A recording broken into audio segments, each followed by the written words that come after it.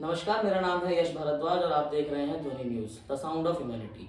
आज हम आए हैं मथुरा में श्री मान बंसीधर पंडित जी के पास। और आज हमारे आने की वजह ये है कि जैसे हमारे भारत देश में पहले एक ही दिन त्यौहार मनाए जाते थे, पर आप लोग देखेंगे पिछले कुछ समय से त्योहारों को दो दो दिन में बांट दिया गया है, दो दो मुहूर्तों में बांट दिया गया है। तो आज हम जानेंगे पंडित जी से कि इसके पीछे की क्या वजह है, बताइए। जय श्री कृष्णा। देखो, पहले जो है पंचांग ही दो सिद्धांतों से बनते थे।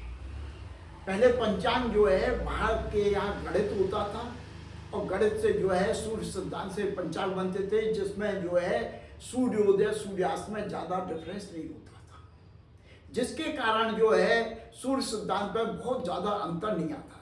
परंतु अब पंचांगों के अंदर लोग आज जो है जीएमटी से कनेक्ट होने के बाद में जीएमटी को जब 12 बजे का समय को हमारे यहाँ इंडिया के अंदर 5:30 मान लिया गया सुबह का, तो वो जो है उसी गणित को वहाँ ले आते हैं, जिसके कारण इनके सूर्योदय सूर्यास्त में अंतर आता है और तिथियों में अंतर आ जाता है। दूसरा कारण है कि जब सूर्योदय से सूर्यास्त में अंतर होता है तो तिथियों के मानों में भी अंतर आ जाता है। तिथियों के मानों में अंतर हो जाने पर जैसे सूर्य जो है पूरब में पहले उगेगा और पश्चिम में बाद में उगता है, और जैसे कि बनारस से ही ले लें तो बनारस में जो सूर्योदय होता है उसके 19-20 मिनट बाद मथुरा में उदय होता है। तो पंडित जी, पंडित जी सवाल ये है कि मतलब क्या वजह है इसकी? जैसे पंचांग पहले भी बनते थे, पंचांग अब भी बन रहे हैं, तो क्या बनाने वाले लोग चेंज हो गए हैं, या फिर वो मेहनत नहीं करना चाह रहे हैं, या फिर वो ये है कि एक ही टाइम के हिसाब से सब चीजों को स्टार्ट करना चाहते हैं? हाँ, देखो, पहले पंचांग में वो जो है सूर्य सिद्धांत से पूरी मेहनत करते थे। अब सब पंचांगकार कोई गणित करना चाहता ही नहीं है। जो है ग्रह स्पष्ट, जो जीएमटी में स्पष्ट हो रहे हैं, ग्रीनविच में जहाँ पर गणित स्पष्ट हो रहा है कि ग्रह कहाँ किस राशि, कितने अंश, कितने कला, कितने विकला पर है, उसी को जो है हमने टाइम को ही जो 5:30 बजे सुबह मान लिया है। वहाँ के रात के 12 बजे होते हैं, तो उसी को 12 बजे वाले को सुबह 5:30 बनकर उन्हीं ग्रहों का हम प्रयोग कर रहे हैं, जिसके कारण जो है बहुत ज़्यादा डिफरेंस आ रहा है। मतलब आपके कहने का मतलब ये है कि जीएमटी को हमको फॉलो नहीं करना चाहिए, जो हमारे देश का समय है हमको उसी को ही सत्य मानना चाहिए। एक्चुअल में यदि हम वैज्ञानिक तकनीकी पर चलें तो हमें जीएमटी से ही सूक्ष्मता आएगी, पर हमें उनके प्रयोग तो करना है। परंतु जैसे जीएमटी ने विश्व लेवल पर एक घड़ी बना रखी है, ऐसी हमारे धर्माचार्यों, पंचांगकारों को भी एक इन धर्म के लिए कोई एक स्थान निश्चित कर देना चाहिए कि जैसे दिल्ली कर दी, कि अयोध्या कर दी, कि मथुरा कर दी, और मथुरा के अक्षांश देशांतर जो तिथि प्रवेश हो रही है, जो है जहाँ पर है, उसी को पूरे विश्व, पूरे लेवल पर माना जाए। तो मतलब इस हिसाब से तो अगर हम देखें तो धरती का जो सेंटर है उस हिसाब से तो वहां का समय मानना चाहिए। एक्चुअल में कभी समय समय पर ये वैज्ञानिक विधियों में बढ़ा जाता है। आज जीएमटी से जिसे किया जा रहा है, कभी संसार की घड़ियां हमारे उज्जैन पर जो है का 0 अंश मान करके चलाई जाए, विश्व की घड़ियां चलती थी, आज जीएमटी को 0 मान करके अब उसके अनुसार जो है घड़ियां विश्व लेवल पर चल रही हैं। जब जो है देशों का विकास नहीं हुआ था, लोगों को पता ही नहीं थी, कोलंबस और वास्को डी गामा जैसे लोगों ने खोज की सारे विश्व के कितने देश हैं, समुद्र के पार कितने देश हैं, उसके बाद जब जो है ये एक निर्धारण किया कि सभी विश्व के लिए एक ही घड़ी बनाई जाए, वो जीएमटी एक स्थान निश्चित किया गया। तो उन लोगों ने भी एकता लाने के लिए जीएमटी को किया। ऐसे हमको भी अपने धर्म को एकाग्रता लाने के लिए कोई एक धर्म स्थल किया जाएगा, तो वहाँ पर जो तिथि बढ़ रही है, घट रही है, वो पूरे भारत वर्ष में मनाई जाएगी। ऐसा निश्चित करेंगे तो एक रूपता आ जाएगी।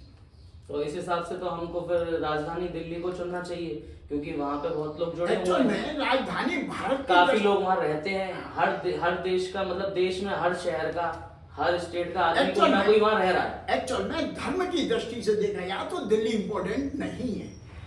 धर्म की दृष्टि से देखा जाए तो हमारे पास राम की जन्मस्थली, धर्मस्थली जो है अयोध्या है, कृष्ण की जन्मस्थली जो है का है मथुरा है, अथवा जो है का शिव की स्थली उज्जैन है। इन जगह पर भी पहले वेधशालाएं थी, उनका खोज होता था, पर आज जो है का वो लुप्त हो गया है। तो इस बनारस को सबसे पुराना शहर कहा जाता है, और बनारस में आपने जैसा कि मैंने सुना कि दिवाली 20 तारीख को बनाई जा रही है, 21 को नहीं बनाई जा रही है। तो इसके पीछे की हम क्या वजह समझेंगे? क्योंकि सबसे पुराना शहर है, शिव जी का शहर है, तो कोई तो मान्यता होगी वहाँ की। एक्चुअल में वहां पर भी जब कुछ पंचांग वहां पे आज भी सूर्य सिद्धांत से बनते हैं, उन सिद्धांतों में देखा कि 21 तारीख को सुबह अमावस्या है, 20 को सुबह नहीं है, परंतु 3 बजे के बाद से अमावस्या आ जाती है, पूरी रात रहती है 20 तारीख को, और 21 तारीख को प्रदोष व्यापिनी अमावस्या चाहिए। वो प्रदोष व्यापिनी अमावस्या तो है नहीं, इसलिए उन्होंने कहा जब प्रदोष व्यापिनी अमावस्या को दीपावली का पूजन होता है तो उन्होंने कहा प्रदोष व्यापिनी अमावस्या तो केवल 20 तारीख को, इसलिए उन्होंने घोषणा कर दी कि वह 20 तारीख को। दूसरा प्रश्न यह है कि बनारस को भी हम जो है धर्मनगरी मान सकते हैं, वहां से पहले से ही हमारे धर्म के, पंचांग के, धर्म स्थलों के पहले से गणतज्ञ मौजूद रहे हैं, तो हम उसको एक मान है सभी धर्माचार, पर पंचांगकार अपनी प्रतिष्ठा के कारण अपने कि मैं ये हूँ, मैंने गणित किया है, उस गणित के अनुसार ये है तो यही मानूंगा मैं, तो ये अहम ही हमारे इसको बिगाड़ रहा है एक रूपता। तो इसमें ये प्रदोष का क्या महत्व है? ये प्रदोष मतलब मैं देख रहा हूँ आजकल त्योहारों में, तिथियों में, जितनी भी चीजें हैं जो 2-2 दिन मनाए जा रहे हैं, उसमें प्रदोष का क्या महत्व होता है? एक्चुअल में जो तिथि सूर्योदय पे है और सूर्यास्त का मतलब है प्रदोष का, सूर्यास्त के समय भी वह तिथि है जो दीपावली के त्योहार हैं, वो दीपावली प्रदोष व्यापी मानी जाती है, यानी सूर्यास्त के समय अमावस्या होनी चाहिए। अब सूर्यास्त के समय अमावस्या पहले ही खत्म हो गई। इस बात बनारस के जितने भी सूर्य सिद्धांत से पंचांग हैं उन सब में जो का ये देखा जा रहा है कि 21 तारीख को प्रदोष व्यापनी यानी सूर्यास्त के समय अमावस्या नहीं है, तो नहीं है तो वो जो कहते हैं कि पूजा तो प्रदोष व्यापनी अमावस्या में होगी, इसलिए प्रदोष व्यापनी अमावस्या केवल 20 तारीख को मिल रही है, इसलिए वो 20 तारीख को ही इसे स्वीकार कर रहे हैं। अब कुछ पंचांगकार जो यहाँ के पश्चिम के बने हैं अच्छा देशांतरों में, वे लोग जो है वो कहते हैं कि नहीं साहब हमारे यहाँ सूर्यास्त जो है 5:38 पे हो रहा है और हमारे पास अमावस्या जो है 5:45 तक है, तो इसका मतलब है इसलिए हम तो 21 को ही मनाएंगे। अब अंत में यही निर्णय हुआ।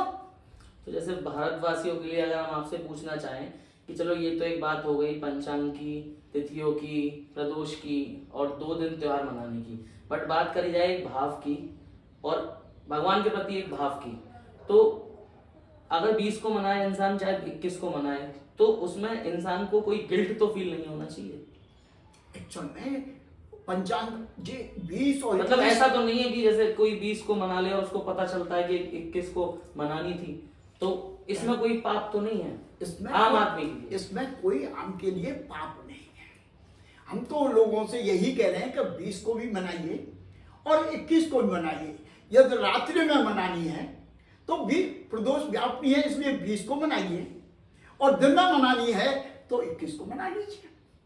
इसलिए हमने अंत में यही निर्णय दिया कि 20 और 21 दोनों ही बराबर हैं। यदि हमको दीपावली रात्रि पूजन करनी है, क्योंकि 21 में हमें जो का सिंह व्यापनी, सिंह लग्न जो स्थिर लग्न कहते हैं, जिसकी के अंदर लक्ष्मी पैदा हुई थी, वो लक्ष्मी पैदा होने का पीरियड जो है 1:30 से 3:30 तक आ रहा है।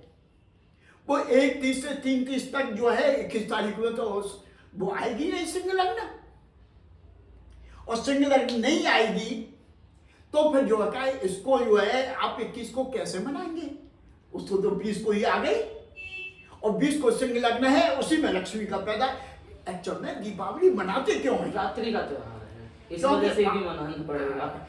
एक्चुअल में लक्ष्मी पैदा ही रात्रि को सिंह लग्न में हुई थी, और सिंह लग्न में पैदा हुई थी तो सिंह लग्न जो है रात्रि में 1:30 से शुरू हो रही है, जिसे ही जो है का निशीत काल भी कहते हैं। वह निशीत काल भी उसी समय आ रहा है, और 1:30 पर सिंह लग्न आ रही है, जिसमें से लक्ष्मी जी समुद्र में मंथन के समय प्रकट हुई थी। तो अब 21 तारीख की रात्रि को सिंह लग्न में तो अमावस्या ही नहीं होगी, तो इसलिए बहुत से लोगों ने 20 को ही मनाना स्वीकार किया है।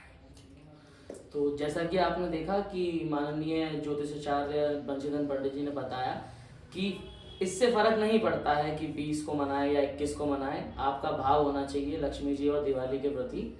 आप कभी भी मना सकते हैं, बट अगर बात करी जाए मुहूर्त की तो 20 की रात्रि ही सही है, क्योंकि 21 की रात्रि को वो सारे पर्व नहीं आ रहे हैं जिन पे आप पूजन कर सकें। नमस्कार, आप देख रहे हैं ध्वनि news, the sound of humanity.